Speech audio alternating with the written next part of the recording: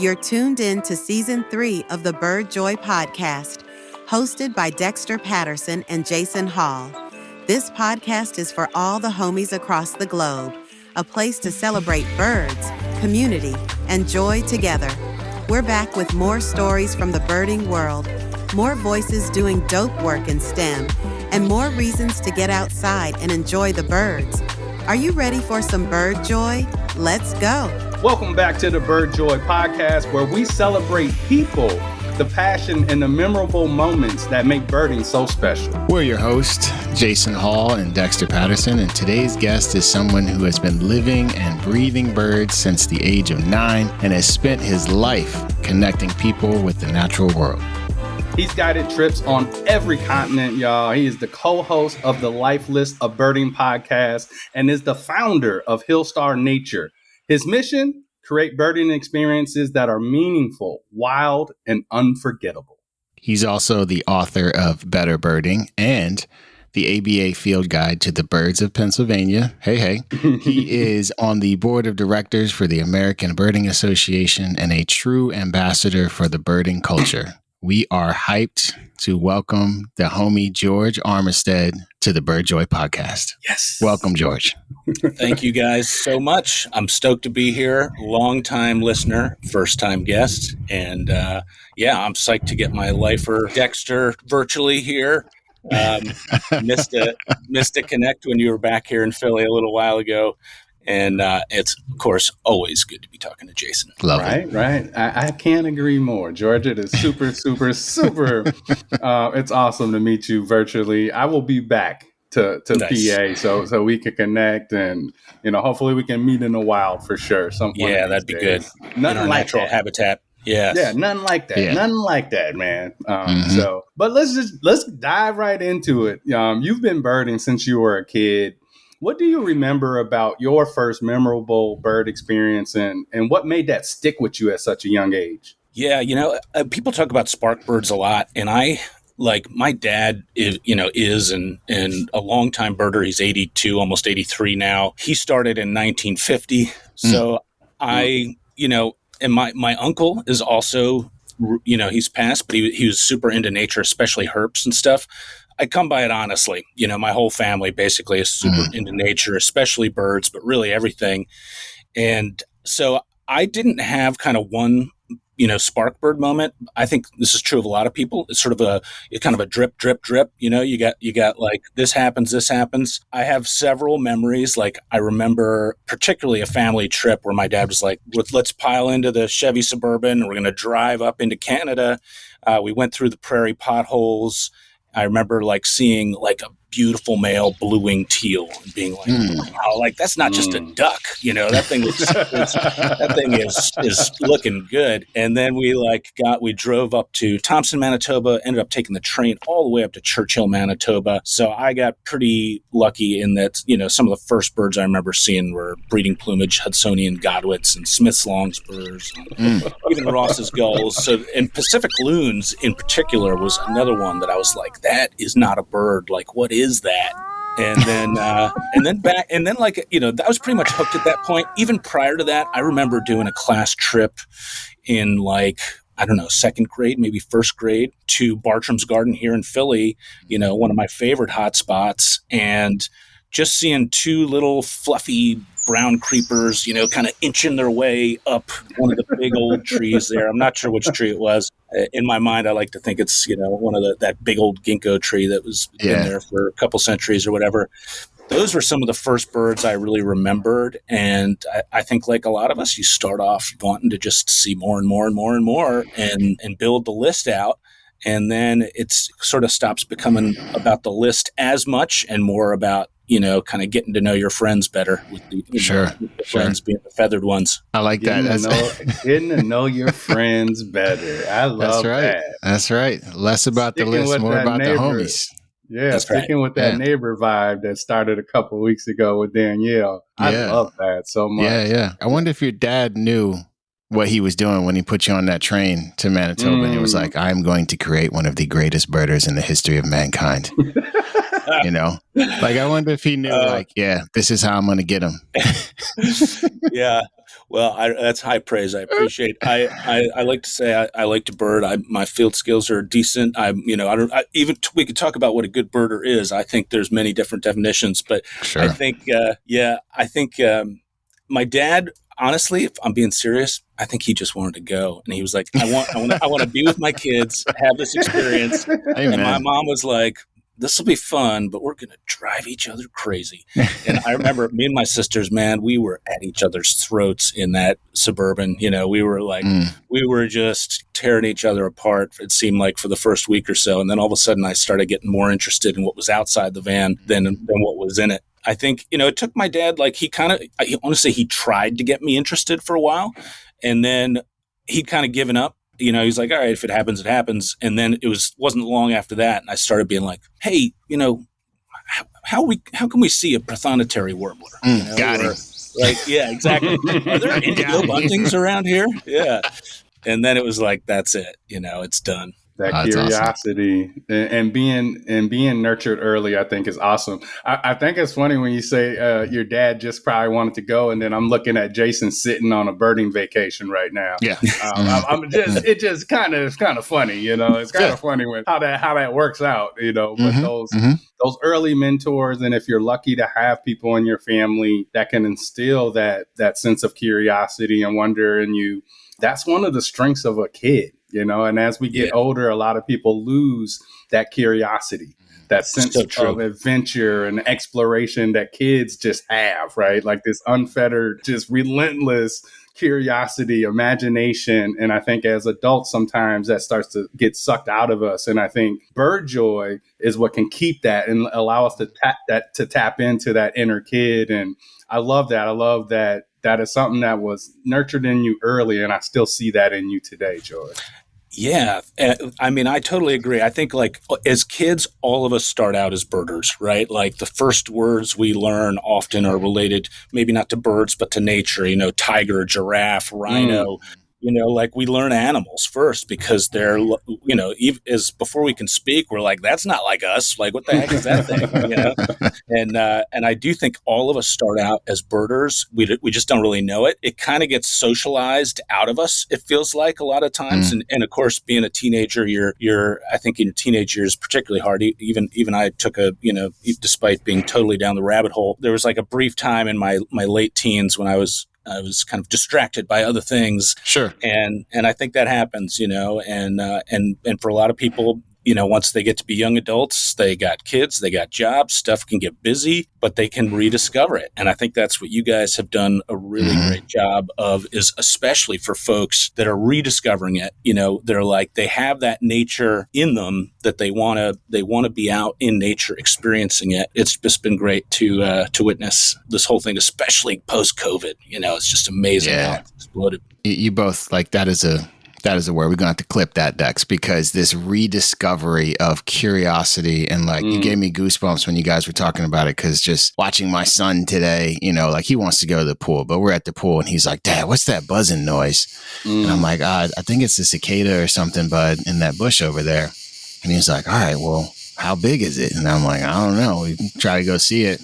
It gets quiet as soon as we walk over there. And like 5 minutes later, this mockingbird comes in, just grabs it, and is beating it against the ground, trying to get it. And he's like, "Oh my God, Dad, look at that! It's like, what is it doing?" And like just watching his curiosity. Like 30 seconds later, he was back to like watch me do a cannonball. But you guys gave me goosebumps, because that's exactly what we all try to do. And we never really characterize it like that as adults, of like, we're trying to rediscover our curiosity, our joy. Like, we don't talk about it like that. And like me renting this condo here for my family, a 2-minute walk from a nesting bird colony on the beach, there was a reason why I did that, right? But, but it's for the same reason, right? And George, I'm wondering, like, you've been leading field trips for birds since you were a young person, a teenager, right? Is that how you were kind of shaping those early experiences as a guide, right? Like what kind of leader were you then? Were you tapped into the rediscovery of curiosity then?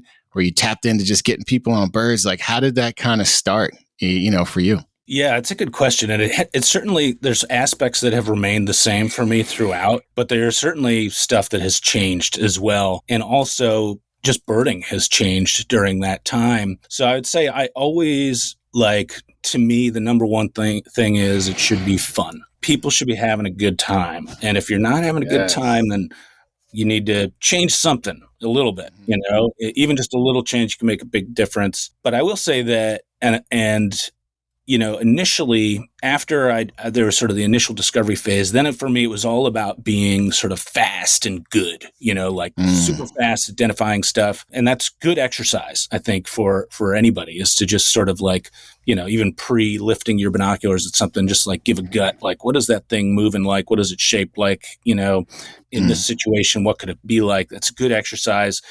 But I think there's, for a while, that's kind of all I really cared about. You kind of hit diminishing returns on that. And there's some places you go birding where if you're leading a group and you're trying to teach people, that's not even really all that useful. You want to be able to take your time and not just be like, yeah, that thing that just zipped by that nobody basically saw, I know what it is. But, you want to be able to look at something that's right in front of you, giving you time, presenting itself for you to study and soak it up. And so then developing some context around these birds, the natural history, their behavior, their breeding biology, that becomes just richness that you can add. And the brilliant part of it too is that it never ends. Like, you can always build on that stuff. You can relearn stuff you forgot. That part is really fun. So I think for a long time, it was all about ID and quick IDs and being fast and spotting stuff super fast. And as time goes on, I'm like, all right, like,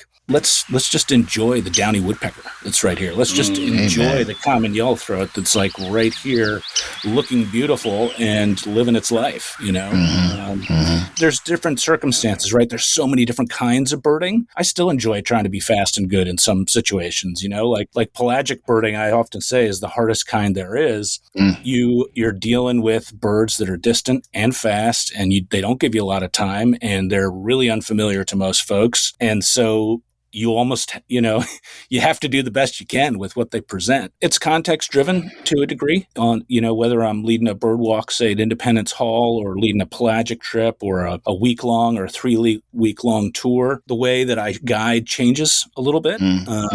But overall, I want to smell the roses and savor this stuff, because that's the good stuff. Any things you think back on from your younger years birding or leading bird tours? I often think I have a list of like 3 nightmares of things that I misidentified in front of people that I'm never gonna forget.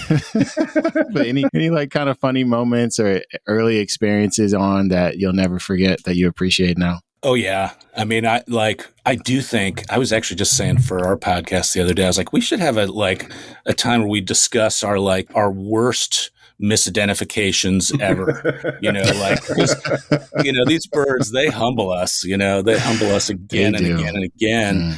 I mean, I do remember, I don't know, it wasn't that bad a mis-ID, but it was been so uncharacteristic. But I had a downy woodpecker on a big day with me and my dad, a couple other friends, 1 or 2 folks. There was one of my dad's good friends, super birder.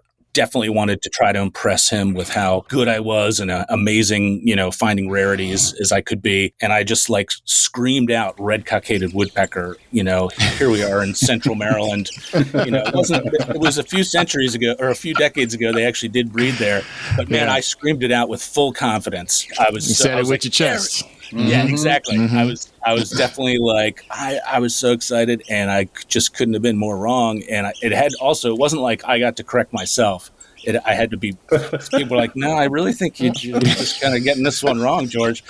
And that always makes it a little more painful. If you really flub one, and you are the first to correct yourself, you're like, that's not quite so bad. But in this case, others have to tell you sometimes. Yeah. And there's definitely an art to do it, right? We're learning that now in 2025, that those arts to not taking ourselves so seriously, but when we are going to try and help somebody get an ID right, there's a nice way to do it. And I think that's a thing I'm seeing more often now, is people trying to take the time to do it. You do it in front of your dad. I'm sure Mr. Armistead had to pull you back and be like, listen here, son. He was reeled me right back in. He was like, no. Yeah. I always say, if a birder around you isn't willing to be humbled, those are the worst kind of birders. Oh, yeah.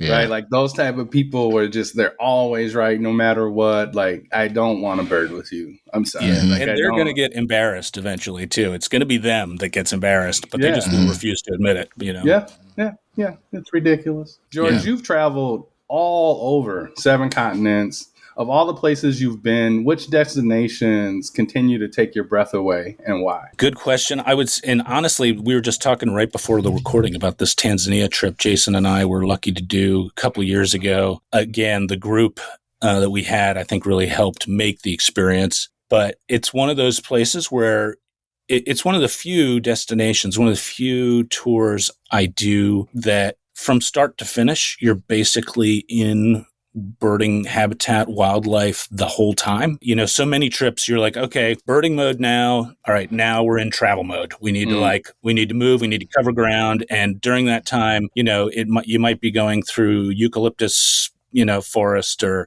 you know, stuff that where you're you know, other ag situations or urban situations where you're really not going to see much of interest anyway. That trip, you land right next to Kilimanjaro. There's, you know, there's definitely some ag all around there, but there's farm fields. And before you know it, you're just sort of tooling through these 3 more or less contiguous national parks, Serengeti, Ngorongoro Crater, Tarangire. And once you enter Tarangire, you know, you're really, there's very little time when you're not in areas where there can be big animals, and throughout the entire route, you can be picking up new birds the whole time. So I really love that trip. It's in a lot of people's mind, it's almost, I call it the ultimate safari, which I really believe it is. I think in a lot of people's mind, it's like almost so classic that it will get dismissed eventually. Man, to me, that's as exciting a trip as there is.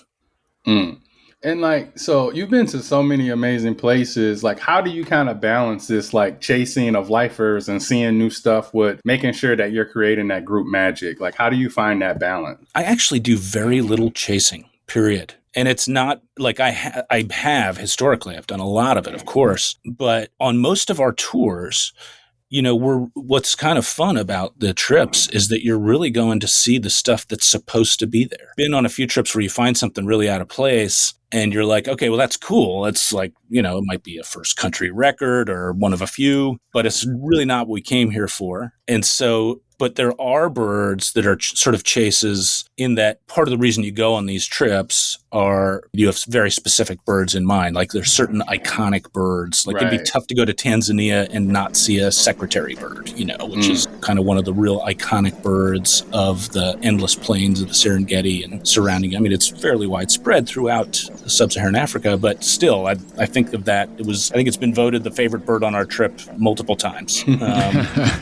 And with Makes sense. Good reason. Them eyelashes, man, they get you. That's right. That's right. You know how to bat those eyelashes. Yeah.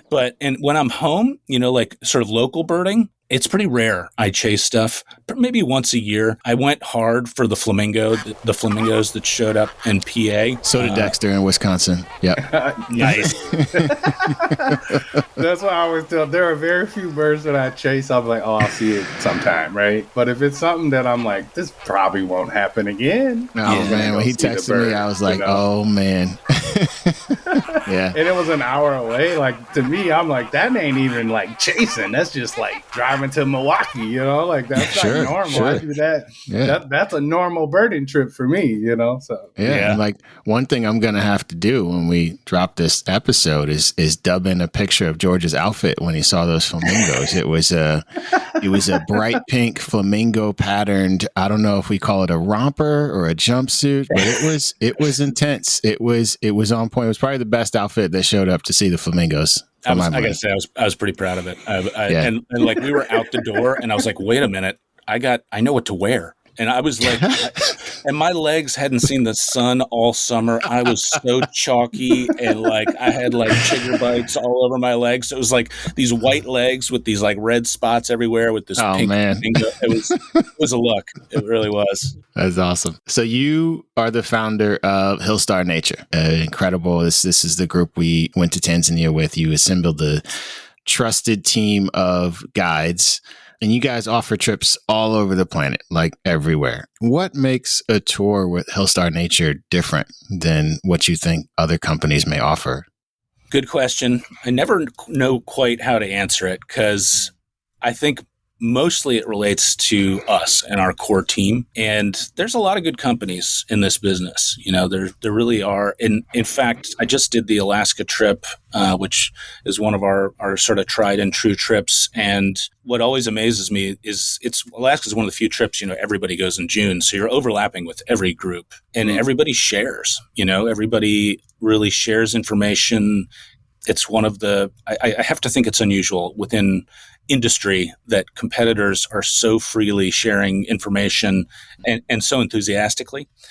But I think with us, it's sort of the ethos of, okay, we're going to keep eBird lists on pretty much all our trips. We want to do that. The list is not purely the driver of the itinerary or the trip. Really, I like to think of us more as kind of biogeographers. We're coming to see this region because of the unique aspects of this region, because of the unique birds, the characteristic and iconic birds and animals. We definitely break for whales and big mammals, and that's part of the experience. The food is a big part of the experience, if possible. Some trips, there's not much you can do about the food, but a lot of the time, you can eat pretty well. And usually, we try to stay in fun places. And I'd say as much as anything, we always are trying to have partners on the ground in these foreign trips that we do, where we feel like when you go home, you feel like you've met somebody, somebody. Maybe you have a community a little bit where you got a toehold. Say you end up back there, you know who to call. You need a restaurant recommendation when you're in Bogota. You're like, I'll reach out to, our friends here that helped us on the trip. And so that try to build those bridges. And what we do, and not just Hillstar Nature, but other companies too. But I think one of the things that people don't think about necessarily is how important the trips are for the local businesses, for the local restaurants, for the local hotels, for the local guides, for local park rangers. Our trips have a big impact on a lot of those businesses there. And those are often the businesses that are involved in the conservation. Those are the ones that's where the rubber meets the road for helping to preserve these birds. So I would say it's our core group, which is me, Molly, Josh Coville, Phil Shawn, Holly Merker, and others, Jason too. I mean, I think part of what we try to do is build bridges to other countries, emphasize the biogeography of an area.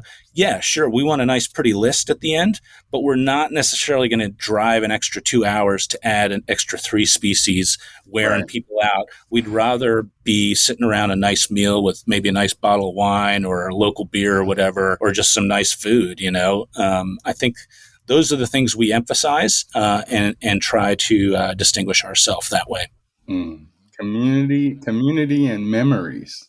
Yeah. Right? That's beautiful. Experiences. Yeah. That's really beautiful. And I got to say, I did enjoy when we went to Africa. We got to spend half a day with the Datoga tribe and then another morning with the Hadzabe tribe. It's indigenous tribes to the region, and listen and talk and learn some of their culture, right? And that part was just as enjoyable as the birds, right? Because with the Hadzabe, they took us hunting birds for a while in the morning, and I was like, are we really gonna hunt birds? And then I saw a homie fire the arrow and a puff of feathers go up in the tree, and I was like, oh, okay, we really are hunting birds. But that's their way of life, right? And it makes the trips more, I guess I'll say, human, right? Like it makes them more contextualized, right? Like, yeah, it's a bunch of cool birds and animals, but there are people here that we are supporting. There are people here that have been here long before we were planning bird trips here, right? And I think that's a really beautiful part of it. Like, how do you, when you're planning those kind of trips, like how do you not only choose what the itinerary is going to be as you're trying to balance those things, but kind of which guides go where? Yeah, there's a combination of things. Sometimes it's purely experience. I'm like, okay, we need someone to go here that knows this area.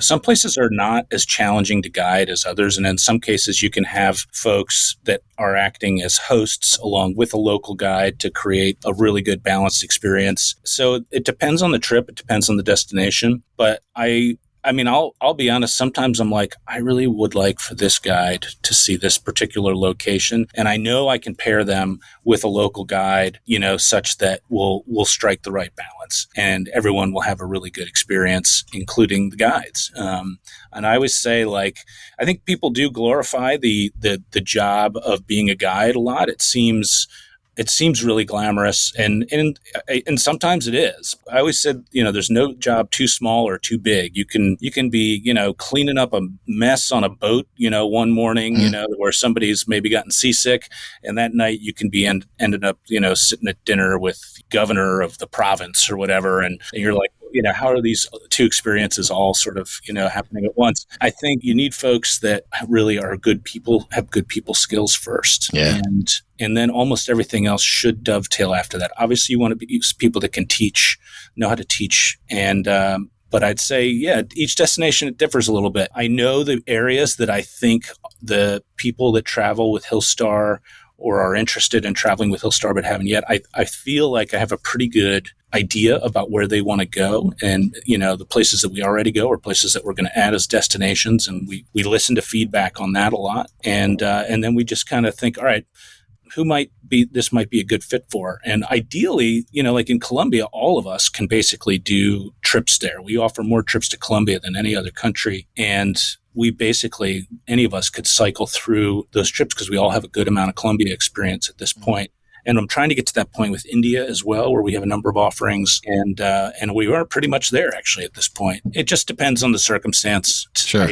I think guides have to be having a good time in order to show people a good time, and so not necessarily, I should say, but often that's the way it is. A guide's got to be excited about what they're seeing.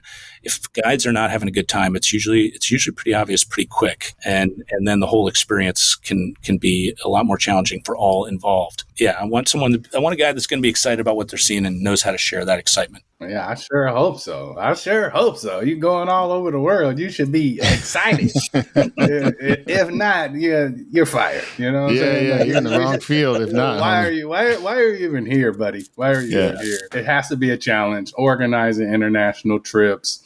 How do you manage expectations from like people that have been on multiple trips and like have been birding for a long time, or maybe somebody like a newer birder that hasn't been on something like that? Like that seems like that would be hard too, of trying to balance that. How do you make sure that newer birders still feel welcome on those like high level trips to some of these places? Yeah, it's a good question. I think, and you use the term, managing expectations, which is a lot of what this job is, because everyone's got their in mind either an actual list or sort of a mental list of the stuff that they would really like to see and enjoy. Those can differ quite a bit depending on one's experience or just one's sort of general preferences. We were talking before about, kind of what makes a good birder. And when it comes to actually birding with people, I think it doesn't matter that much. I don't think it matters too much whether you're super experienced or whether you're not. I think what matters is whether you're fun to bird with and you have some flexibility. Because,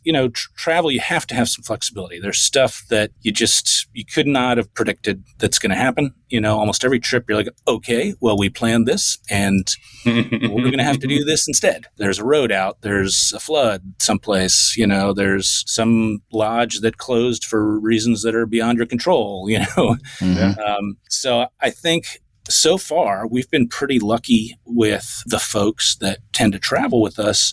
I think their expectations are really reasonable, and I hope that in the pre-tour literature and information that we provide to set the expectations appropriately. You never guarantee anything, right? Because you just don't. What you try to say is we're going to do our best to have a really good time and see as many of the iconic special birds of this area as we can. And we're going to try to have a good time doing it. Stuff happens. One of the trips I used to do a lot was Morocco, which is one I'm excited to bring back into the fold. And the northern bald ibis is one of the big birds on that trip. And they've come back a lot. They've gotten easier now than I think they used to be. But we used to call it like Morocco, the northern bald ibis trip, or something like that. Mm-hmm. And then we had one trip where we barely saw them. Bird is like ridiculous. Yeah, they're crazy. Yeah. I just like Googled it. Sorry. It's a cartoon character. It looks like something from Tim Burton's A Nightmare Before Christmas. Like I'm waiting for it to start singing. Yes. What's this? It's like funkiest looking like turkey vulture I've ever seen in my life. Whoa. That's a cool bird. Sorry. Google it, folks. We do that all the time, Jordan. Yeah. So I'm like, I ain't never heard of this bird. Yeah, I was like, let me grab my phone. Well, you can see why people want to see it, right? Yeah.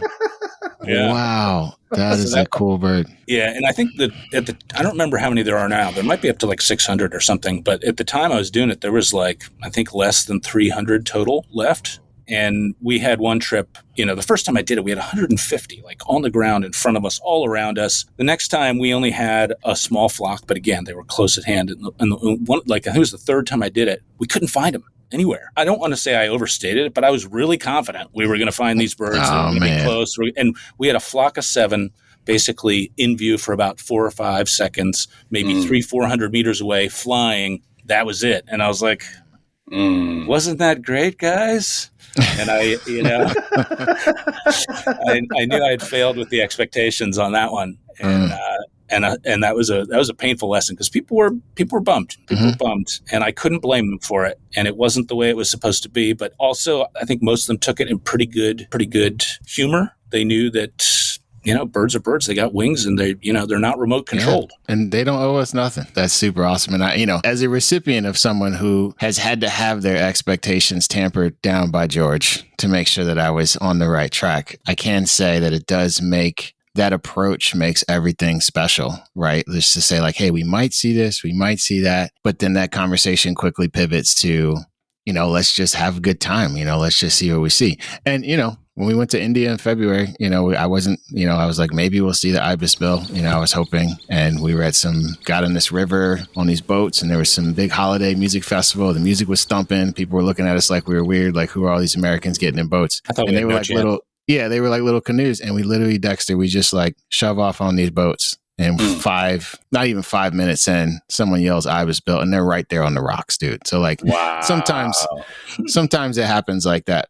George still owes me a pigmy cup wing. He's going to have to still take me back to northern India somewhere to find that. But that's the beautiful part, I think. And I'm wondering, George, if you were, people probably listening to this, and maybe some of them are at a point where they're considering their first international birding trip, when they're hearing the names of these birds and they're getting excited. And so what would be some of your biggest advice to give people, for their first international trip, based on maybe mistakes you might see people make, or, things that they just don't consider for their first time? Yeah, I think the main thing I would say is with travel is to embrace some uncertainty. We're pretty good at what we do, and mostly we can more or less, we know the experience we want to share with folks, and we're pretty good at delivering that most of the time. It's but as I say, things happen unexpectedly that can be difficult. I would also say I think there's a lot of folks that are on the fence.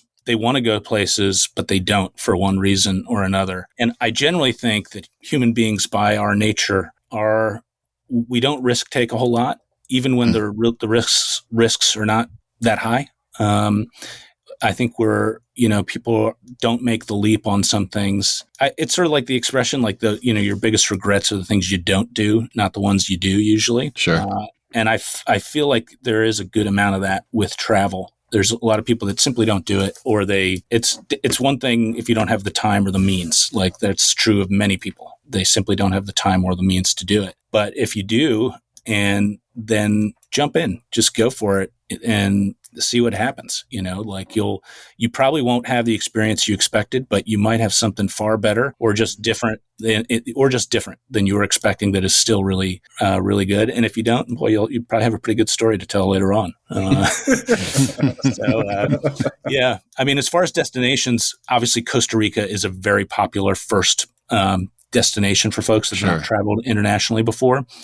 Increasingly, I would say our Santa Marta's trip in Colombia is getting a lot of people that are traveling outside the country for the first time. Those two trips tend to be really popular with folks. They're like, all right, I want to go someplace.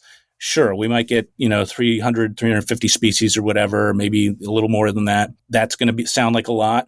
But I would say also that sounds overwhelming, right? Because here in the U.S. we don't have that. Usually in a week-long trip or whatever, typically. But every day, usually you're at, maybe 60 to 90 species or something. It's not that different, actually, from a day-to-day basis. It's just that each day you're covering a new altitudinal band or some new habitat altogether, where all of a sudden each day you're incrementally picking up 10 or 20 new species for your trip list. And that's part of the fun. But don't let the numbers scare you. And I would say be bold, go out there, experience the earth, especially now. It feels like it's, under attack more and more. And, going out and celebrating these birds with friends is, I think, one of the best things one could do in life. I've noticed too, a lot of times what's keeping people away, and I specifically see this in the BIPOC community, is the fear of the unknown. Right? Like, I don't know what's out there. I'm go out there and get ate by this or that,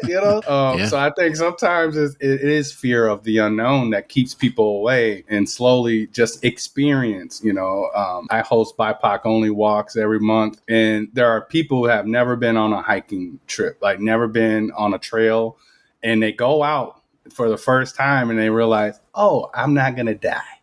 Right? Like, this is cool, and they have people that they feel safe with. I always say power comes in numbers, safety comes in numbers. They look around, they see the community. Now all that anxiety and that fear has gone away.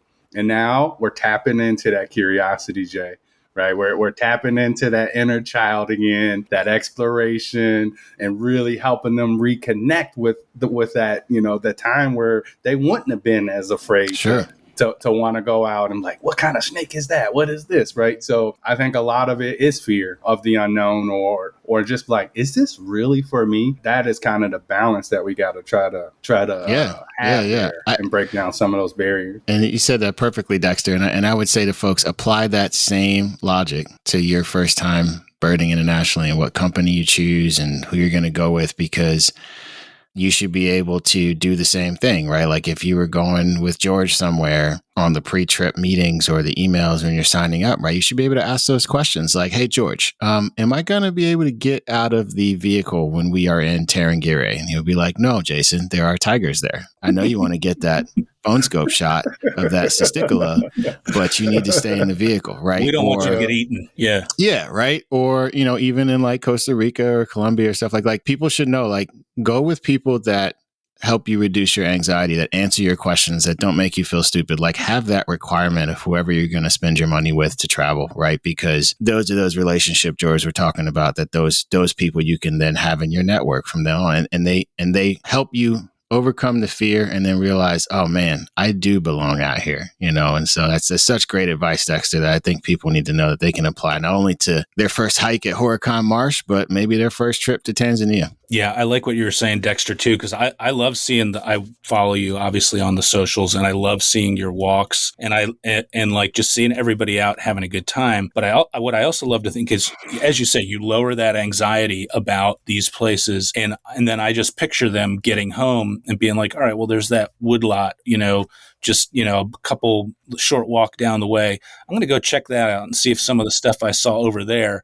And all of a sudden I feel like you've opened a door and set people free to go through it and explore. And as we all know, how good it is just to be able to be outside, enjoying stuff, be present in the moment, I think is really true. And to your point, Jason, about like big animals and getting, a friend of mine recently asked me, they were like, they asked me about like, close encounters with big animals and like stuff that kind of like was scary. And I actually had to think really long about this. I've been doing this a long time, but like all my grizzly bear encounters, basically I was in a vehicle or the animals were really far away. Same with cats. I've done this a lot, and I've never been in a situation where I really feared. The one exception might be that mountain gorilla that gave me a good smack on the back of the leg one time. But other than that, on these trips, in terms of the big animals and stuff, you're in a car, most of the time, or you're on foot with people that know how to get around and avoid any trouble. Always opening up. We're always teaching people about stuff on this podcast. And speaking of podcasts, you're one of the co-hosts of the Life List, a birding podcast, which has built an amazing audience. I can't tell you how many people I know listen to it, including our Milwaukee club leader, Rita, is one of her absolute favorite podcasts. How did that podcast come to life for you all?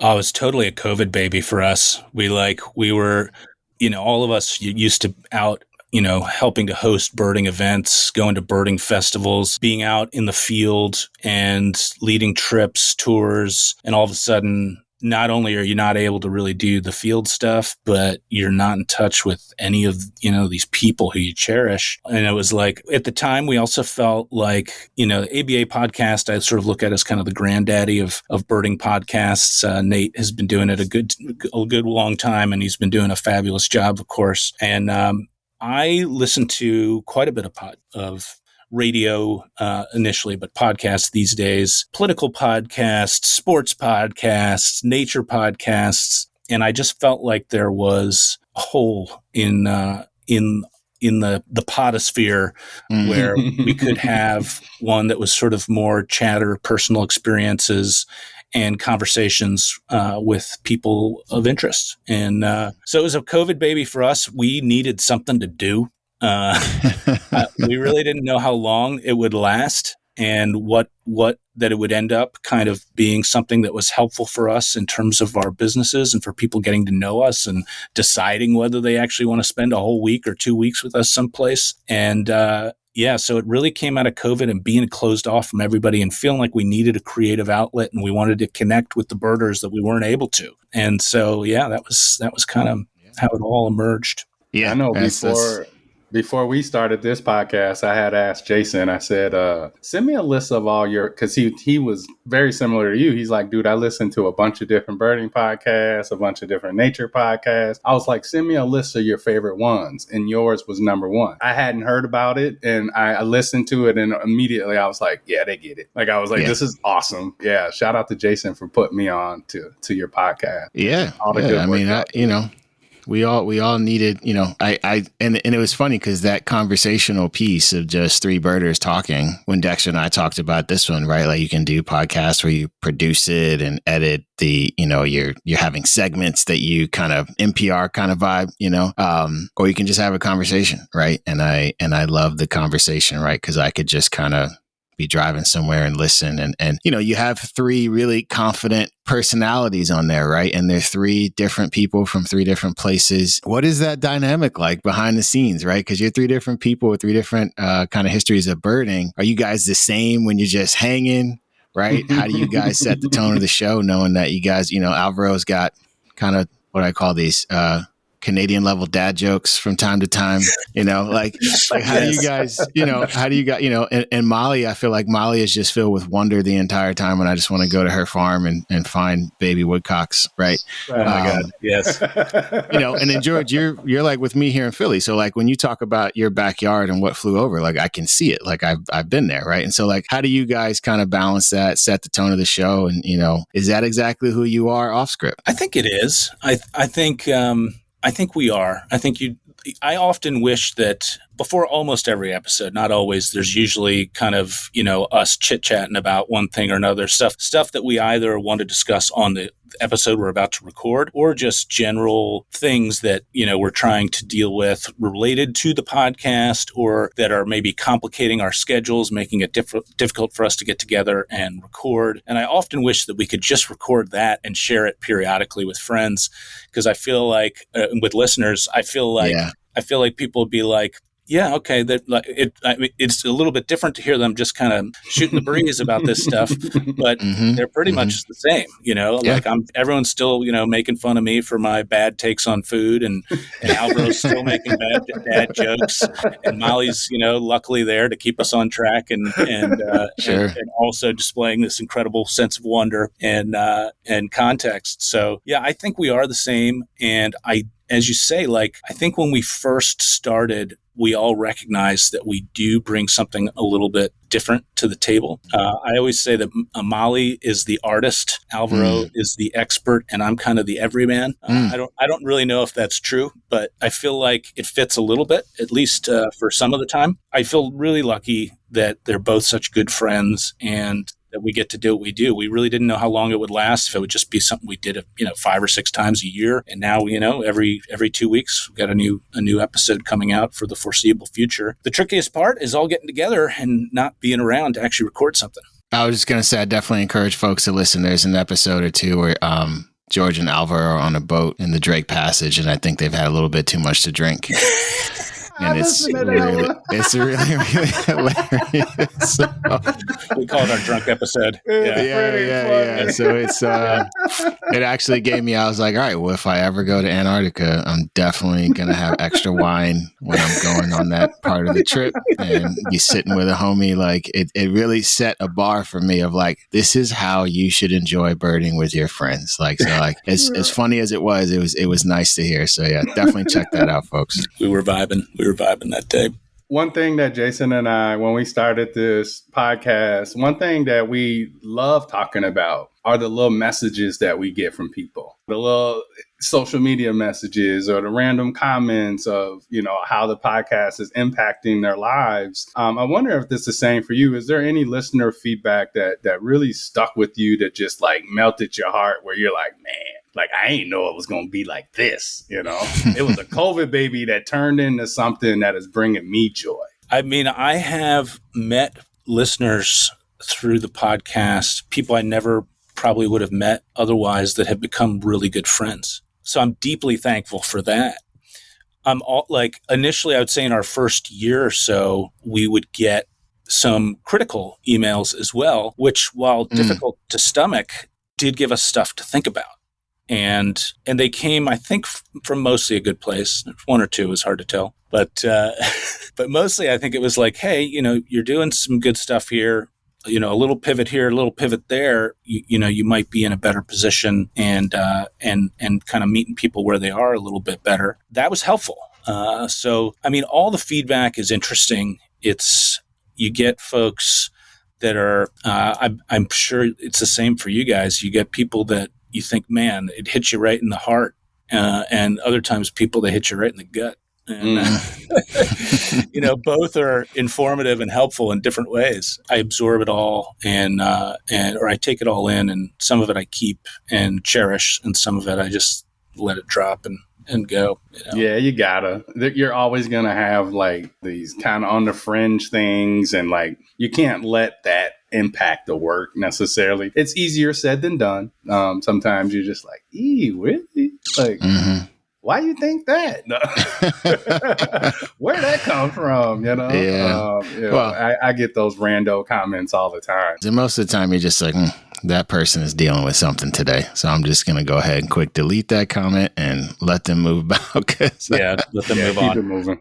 Because, any person that is understanding that you're trying to bring a service, right, that brings joy to people. Criticism, constructive criticism in terms of, hey, maybe could you guys explain acronyms, or can you, slow down when you guys are talking about certain things here so we can kind of keep up, or, be a little bit more descriptive, or this or that. That's fine, right? I understand that, right? But people that are just want to come in and be upset for the sake of being upset, it's tough to deal with. And that's not your audience anyway. Yeah.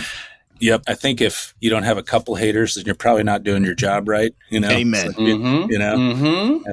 And people are going to react. That's part of why we put this stuff out there, is to get a reaction, and we got to be prepared for all kinds. I'm sure it's the same with you guys. Overall, very positive, and feel extremely thankful for the people we get to reach, and hopefully, make those drives go a little faster, and for the relationships that have actually built as a result. And so if we can kind of think about that, right? Like how we're going to move forward here, right? Just in terms of creating a birding culture. So you've worked with, Academy of Natural Sciences, you're with the ABA, you have Hillstar Nature, and you've been doing this for, I'm not going to out your age or anything, but a number of decades. All right. You've been doing it for a number of decades. That's fair. Fair. What trends do you see like kind of shaping the future of birding? It's a good question. I think, man, there is so much changing so fast right now. The volume of birders, I want to say, it feels like it's 5-8 times bigger than it was 5 or 8 years ago. It just feels like it's growing so quickly. I feel like it makes it difficult for the trends to project.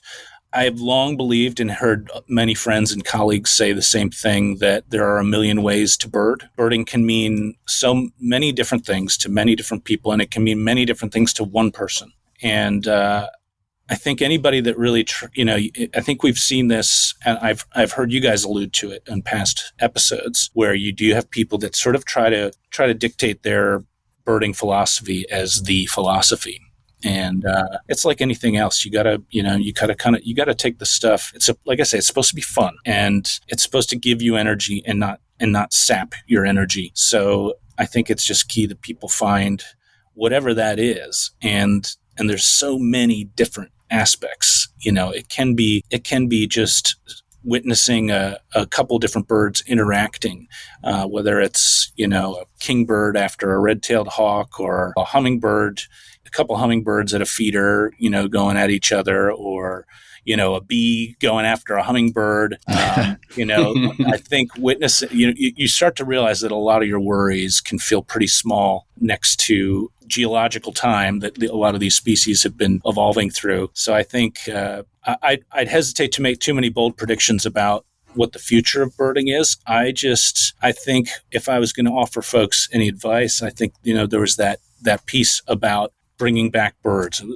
Bring back birds. It was a big campaign about 3 years ago. It was Cornell Lab, I think Audubon were kind of the major players. They talked about, creating habitat wherever you can, native plants, buy in bird-friendly coffee, and reducing window strikes. I think if we can work on those three things, those are all three pretty actionable things that just about any birder can do. 100%. We can make a dent in some of the stuff that's going on. And keeping your cats inside. That's I right. said it, people. I said it. Big one. Yes. Come for me if you want to. Big one. Stand firm on that for sure. About that business. We often discuss inclusion here and access on the Bird Joy podcast. George, what have you learned about making your birding tours more accessible and inclusive? Well, I think that they're teaching me more than I'm teaching anybody else. I'm learning from our audience, our travelers, what it is they want. I think just listening, doing a little less talking, a little more listening is the best thing of all. You can do listening that. to learn. Exactly. That's why I always tell people, if you're listening just to respond, you ain't learning nothing. So yeah, listen to learn and be humble enough to do that. That's why you're a good birder and a good tour guide. I love it. Thanks, man. Yeah, thanks. Yeah, I mean, if I can just throw George some flowers here real quick too, is Hill Star Nature, he won't say this, but they regularly are offering things to in-color birding at cost. So we've taken people on pelagics. If you look at the guides for Hill Star Nature, they are growing to be more and more diverse as the weeks go on. And people are people of color, there are women, there are people all across the spectrum that, I feel like every other time I'm like, oh, who's this person that's leading a tour for Hillstar? Someone I've never met, someone that looks totally different from me, right? And that in itself is a little bit different than I think some of the other birding tour companies out there. So, I think those are things that I enjoy about it. I certainly ask folks, take a look and see if that speaks to them. If you want folks who want to kind of say like, all right, I'm gonna start trying to get it together to go on a bird trip or get my bird skills better. And I've often asked you this when we've been on tours, like, how do you like kind of take that next step, right? Like to say, all right, how do you study? How do you get ready for it? How do you, if you've never been somewhere, like, or even if you're just going, branching out to a county outside of your home county, right? Like, how do you prepare to bird in a place you've never birded before? I think it's good to start with sort of an anchor. Like, what's a bird that speaks to you? Like an individual species that speaks to you. What's one that's calling you? Because we all get those ones. You see a photo of it, somebody mentions its name and you're like, what the heck is that? I need to know more about that. I need to go and commune with that bird. And I would start with that because once you go after whatever that one bird is, all of a sudden you're going to start picking back the pieces, pulling back the layers on this spot, and you might be like, "Wow, well, if I go there, I can also see this, and that'd be almost as awesome as this one bird I wanted to start out going to try to see." And so I would find that the bird that speaks to you, that's tugging at your heartstrings and making you want to spend time with it. Go with that first. Great advice. Yeah, and then I think once you find the place that you think is a good place, go check out those bar charts in eBird and narrow it down to the time period that you're thinking you might go there. Play around with the time period, see if that's and then you start looking, okay, a good chance of this one, not so great at this one, good chance of that one. You start really building an idea of where it is you want to go and what you can see. It gets me so excited. Yeah, I know. So excited right now. Good advice right there. I'm excited. Man. I'm also hurt because I still haven't seen a pygmy cupwing, and that was my bird. We gotta do that. Now, like Dexter and I say, that just means that we have just another adventure on the shelf that we can take down later on and go. Maybe Dexter will go with me to India to find the pygmy cupwing, right? Yes, we got to do that. Fat birds, short tails. That is a very good genre of birds right there. I'm always blown away at like how fast an hour goes when we talk to people on this podcast, but we cannot let you go without a little Bird Joy podcast rapid fire. All right. All right. So we got a few for you. We're going to see if you're ready for these. All right. All right. I'll do my best. Favorite bird call or song? Willow ptarmigan. Ooh. Yeah. Willow another bird I have to look up. Yeah. It's going to make you laugh. It's going to make you laugh, It's Dexter, funny. I promise. You listen for the bagel. You'll hear it. They say, a bagel, a bagel, a bagel, a bagel. All right. Most jaw-dropping bird you've ever seen in person? That's a tough one. There's a couple that come to mind. I'm going to go with the Streseman's bush crow. Was a bird in Ethiopia. The genus is Zavadiornis. I'm not even sure I have the right English name now. They've changed it. That was a bird. It was like, that was an anchor bird for me where I was like, what is that thing? Is it a crow? Like, what is it? I want to go see that thing. It's got a tiny, tiny range in Ethiopia. And I just remember seeing it in life. I was like pretty blown away. I was like, wow. This is as cool. Bird. Yeah. It's a weird one. Like, I like the really taxonomically weird ones, and that's a weird one. Yeah. It looks like a mockingbird mixed with a magpie. Yeah. Yeah. That's cool. Yeah. Check that out. One trip you do again tomorrow, no questions asked. I always love Alaska. I've done it many times. And I'll say from an organizing standpoint, it's extremely challenging. And man, big open country, big mammals. Fantastic birds. It's kind of got it all. It's a good one. Bird you still haven't seen but desperately want to. Man, mountain quail for North America. I have never seen a mountain quail. I've heard them, and where I thought this thing is probably looking at me, but I cannot see it. Mountain quail. I need to go see that thing. Your go-to snack when you're guiding. Don't you say neck first. Don't you say it. That's a special treat. It's probably not my go-to. It's probably like Pringles or like those Ruffles sour cream and cheddar. Those are like those chips. I got a real chip issue. Yeah. What's one birding destination you can't believe isn't more popular? Probably Bolivia. I think Bolivia is, there's some political instability there, which means that travel there can be challenging. But man, there is some amazing birding to be had there. I've only been there once myself. It was quite a long time ago. There's some amazing birding to be done there.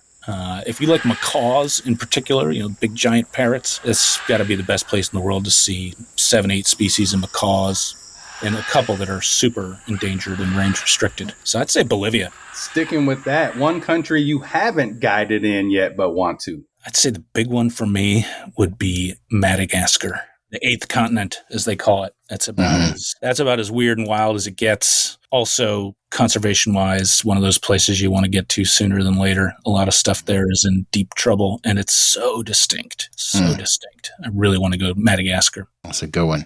All right, last one here. A birding hot take that you're not afraid to say out loud. Well, I'd say, folks, stop saying moving left to right or moving right to left. Just say moving left or moving right. You're driving me crazy. I love it. That's good. Simpler the better, man. I swear. It makes no sense. I swear. Yeah. Wow. George, thank you for sharing your story, your deep love for birds in this community. It has been an incredible joy. Thank you guys. Thank you guys for doing what you do and for having me here today. It was a joy. Everybody, make sure you go check out the Life List of Birding podcast. It's fantastic. Seriously, explore Hillstar nature if you're ready to turn your birding dreams into an adventure. Until next time, folks, I want to thank everybody for joining us today on the Bird Joy podcast. We hope you enjoyed exploring the world of birding with us and George today. Shout out to the BIPOC Birding Club. It is summer, like like I said, we're still rolling through summer. We got a lot of stuff going on. Check out BIPOCbirdingclub.org. Yes. And until next time, homies, check us out at incolorbirding.org here in Philly. We got some things coming up for the summer. Our first game night in late July, so that should be fun. So check it out. Love it. Please share, subscribe, and share this podcast with all your fellow birder friends. Help us spread a little bird joy. Peace, homies. Thanks again, George. Thank you, guys.